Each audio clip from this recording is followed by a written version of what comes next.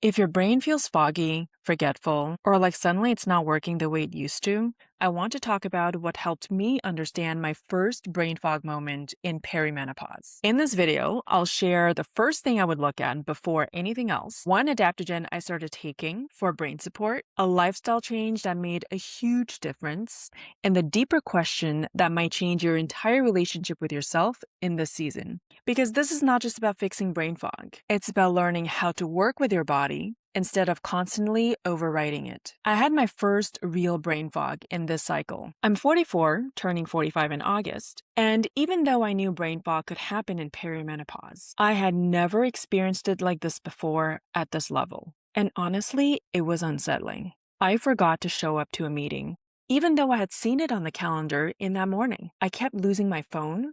One minute it was in my hand, and then the next I was in another room thinking, where did it go?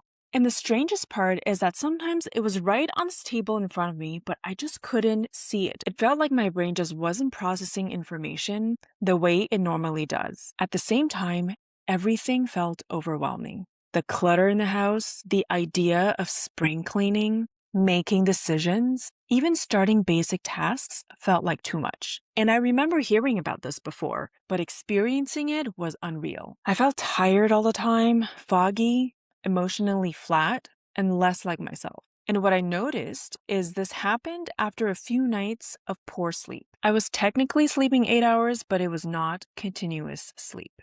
I was tired during the day. I needed naps. I was hungrier. My cravings were stronger, and then it clicked. In perimenopause, sleep is not a small thing. When sleep gets disturbed, everything else gets affected. Your focus, your mood, your craving, your capacity, your ability to handle normal life. So if you're experiencing brain fog or forgetfulness, the first question I would ask is, how is your sleep? Are you rested? Are you sleeping through the night? Are you giving your nervous system enough time to come down? Because after I slept better for a couple of days, I felt different. I felt like I was back to normal. I felt my brain come back online. I could look at the same tasks and not feel so overwhelmed. But something else became very clear to me. Multitasking does not work well with midlife. In my younger years, I was proud of being a really good multitasker. I could carry a lot, hold a lot, track a lot. But now, multitasking fragments my attention. I'll start one thing, get up to do something else, then suddenly notice the dishes, then notice the plants need watering. Then suddenly, the time I blocked for work is gone. I did a bunch of things, but not the thing I intended to do. I feel like I have ADHD sometimes. So one change I'm making is this. Do one thing at a time. And if I notice something else needs to be done, I don't immediately follow that impulse. I put it on my phone, I schedule it so that it's off my mind. I let the system hold it so that my brain doesn't. And there's something very humbling about that. Because part of my identity has been built around being sharp, being capable, being able to hold many things in my mind at once. But this season is showing me that just because I can carry a lot doesn't mean I should. And just because I used to operate a certain way doesn't mean that way still works for me now. I also started taking lion's mane after learning about it with Stacy Sims. Lion's mane is a medicinal mushroom. It actually looks like a shaggy lion's mane, which makes the name easy to remember. It's often discussed in relation to mental health, brain health, cognitive function, focus, memory, and nervous system support. The active compound, they support nerve growth factor, which matters for health, repair, and function of the nervous system. Lion's mane also contains polysaccharides, including beta-glucans. And it has antioxidant and anti-inflammatory properties, which is part of why it's being studied for brain and nervous system health. So for me, the interest is not, let me take a mushroom and magically fix a brain fog. It's more, can I support my brain while also changing the conditions that are exacerbating brain fog in the first place? Because the foundation has to be sleep, nervous system regulation, steady nutrition, not overloading my attention, not pushing past my limits. What I learned about dosage is to look for Hericium erinaceus, ideally a quantity extract that lists the beta-glucans and polysaccharides on the label. The range I learned was 500 to 1,000 milligrams, 1 to 3 times a day, starting with the smallest effective dose, so something like 500 milligrams a day. And of course, this is not medical advice. especially if you're pregnant, on medication, or have allergies to mushrooms or any medical condition. Please check with a qualified practitioner first.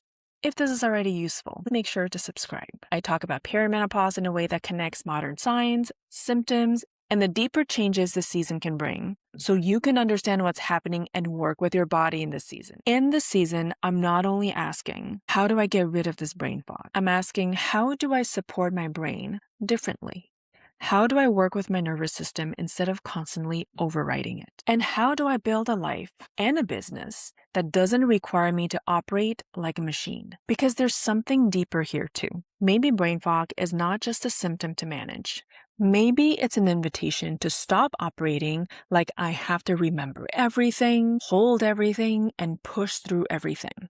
Maybe the season is asking for a different way of working. Less forcing, less carrying, more support, more rhythm, more respect for my actual energy. And I know the immediate response to slowing down is, I don't have time to slow down. I get it. There are things to do, people to care for, a home to manage, work to finish, and life doesn't just pause just because your hormones are changing. But I think this is exactly where deeper inquiry becomes important. Because the question isn't only, how do I keep this up? The question may also be, what am I trying to keep up with? What am I busy with exactly? Do they all need to be done by me? Do they all need to be done now? And of all the things that I need to do, which ones do I truly want to do? And which ones am I doing because I think I should? Because for me, this season is becoming an invitation to work differently, not to do more, not to go faster, not to become more efficient and keep running on caffeine and pressure, but to question the belief that faster is better, to question the belief that more is better, to question whether my worth is still attached to how much I can produce, carry, manage, or complete. And I'm starting to ask myself, is it actually true that I can't get meaningful things done at a slower pace? Is it true that slowing down means falling behind? Or is it possible that I can do less, but make what I do more intentional? What if I stopped measuring the day by how much I've crossed off the list? What if I measured it by whether I gave my energy to the things that actually matters? What if doing less is not a failure? What if doing less is how I finally stop scattering myself? Because I think brain fog, fatigue, and overwhelm can force a kind of honesty. They show you where your life is too full, where your attention is too fragmented, where you've been overriding your body for too long, and where your systems, your schedule, and maybe even your identity need to change. I'm building a business right now, and part of me has wondered, can I really do this if my brain isn't as sharp as it used to be? But another part of me knows I don't need to build the next chapter through the same pace, pressure, and overfunctioning that got me here. This season is teaching me to work differently, to slow down without giving up, to use systems instead of self-judgment, to listen sooner when my body says, you're pushing too hard. So if you are in perimenopause and your brain feels foggy, start with compassion. Start with sleep. Start doing one thing at a time. And maybe ask yourself, what am I busy with exactly? Does it all need to be done by me? Does it need to be done right now? Because maybe slowing down doesn't mean abandoning yourself. Maybe slowing down means choosing your life more consciously. This season is not asking us to become more efficient machines. It's asking us to become more honest, more intentional, more selective with our energy. Maybe slower doesn't mean falling behind. Maybe slower is how we stop scattering ourselves and finally give our best energy to what matters. And maybe the fog isn't proof that we're losing ourselves. Maybe it's a signal that our old operating system needs upgrading. If this resonated with you, subscribe for more conversations around perimenopause, brain fog, energy, body composition, and learning how to work with your body in this season of life. Because sometimes brain fog isn't just something to fix. Sometimes it's the beginning of a deeper conversation with yourself.